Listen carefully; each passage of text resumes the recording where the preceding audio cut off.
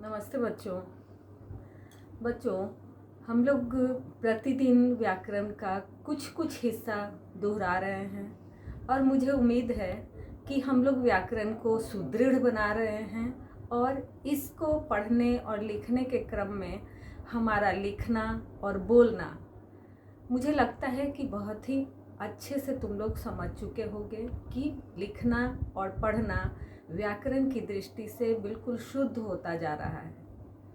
लेकिन मैं चाहती हूँ कि जब हम लोग विद्यालय में मिले तो तुम्हारी कॉपी मैं देखना चाहती हूँ कि प्रतिदिन का जो अभ्यास हम लोग कर रहे हैं व्याकरण में, तो वो तुम लोग प्रतिदिन तारीख देकर डेट वाइज अपने कार्य को पूरा रखोगे। ठीक है बच्चों, आज हम लोग उपसर्ग पढ़ेंगे। उपसर्ग और प्रत्यय ये भी हमारे व्याकरण का ही हिस्सा है। तो सबसे पहले इसकी परिभाषा हम लोग देखते हैं। आज हम लोग दोहरा रहे हैं उपसर्ग और प्रत्यय।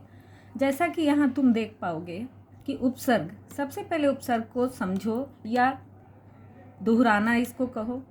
तो उपसर्ग क्या है? वैसे शब्दांश जो मूल शब्द के आरंभ में लगकर उनके अर्थ में परिवर्तन या विशेषता लाते हैं। मूल शब्द का मतलब है कि एक अर्थपूर्ण शब्द, वो अपने आप में एक पूरा शब्द होता है। उसके बाद उसमें हम उपसर्ग लगाएं या प्रत्यय लगाएं। तो उपसर्ग का क्या नियम है यहाँ? वैसे शब्दांश जो मूल शब्द के आरंभ में लगते हैं, यानी पहले लगते हैं। यहाँ देखो मैंने लिख रखा है, जैसे देश, मूल शब्द है देश, कन्या, मान, द्रोह। अब देश में मैंने उपसर्ग लगाया है वी, तो पूरा क्या हो जाएगा? विदेश। कन्या में उपसर्ग लगा सु, तो सुकन्या। मान में अनु लगा तो अनुमान। द्रोह में वी लगा तो विद्रोह। ये उपसर्ग हुआ जो मूल शब्द के आगे लगता है। ओके, नेक्स्ट है प्रत्यय। प्रत्यय वैसे शब्द को कहते हैं, वैसे शब्दांश जो मूल शब्द के अंत में लगकर उनके अर्थ में परिवर्तन या विशेषता लाते हैं। यहाँ बच्चों एक तुम्हें ध्यान रखना होगा कि यहाँ आरंभ है और यहाँ अंत है।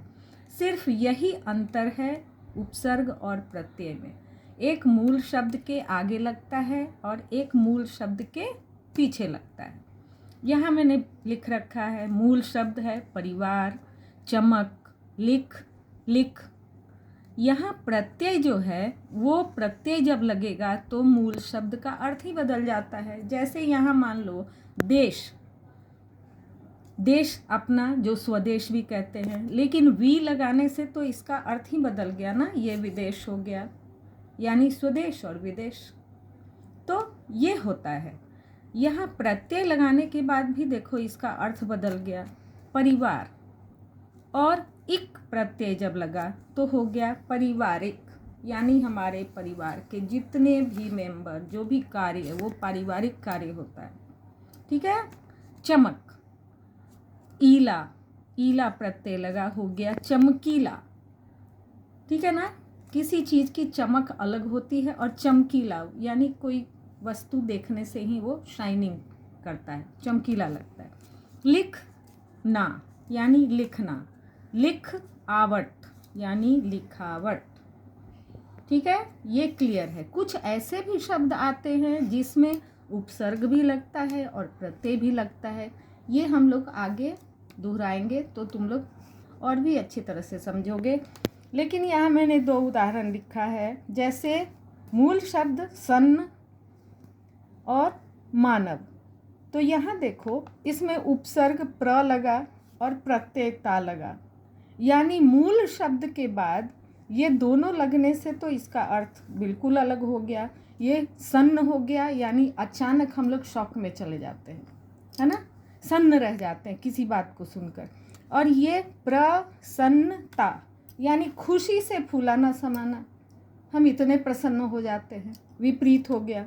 यहाँ देखो मानव यानी मनुष्य, और यहाँ उपसर्ग अ और प्रत्यय अमानवीय यानी अमानवीय, जो मानव के नीति के अनुकूल ना हो, वो हो गया अमानवीय। तो यहाँ तुम लोगों को लिखना है, पूरा करना है। यहाँ तुम्हारा गृह कार्य है, इसको समझ लोगे। यहाँ उपसर्ग को जोड़कर शब्द बनाना है, ये तुम लोग समझोगे और लिखोगे। यहाँ भी निम्नलिखित उपसर्ग के साथ नए शब्द बनाना है। ये मैंने सिर्फ अ उपसर्ग लिखा, यहाँ कुछ अलग अलग भिन्न है उपसर्ग। और यहाँ जो शब्द दिए गए हैं इसमें उपसर्ग और प्रत्यय दोनों नहीं लगाना है, या उपसर्ग या प्रत्यय। यानी तुम देखोगे कि तुम्हारे उपसर्ग लगाने से या प्रत्यय लगाने से वो शब्द किस रूप में परिवर्तित होता है, और तुम लोग यहाँ लिखोगे।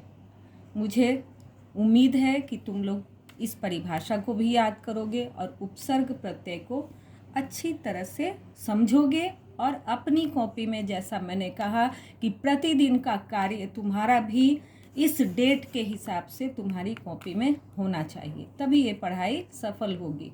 ठीक है बच्चों।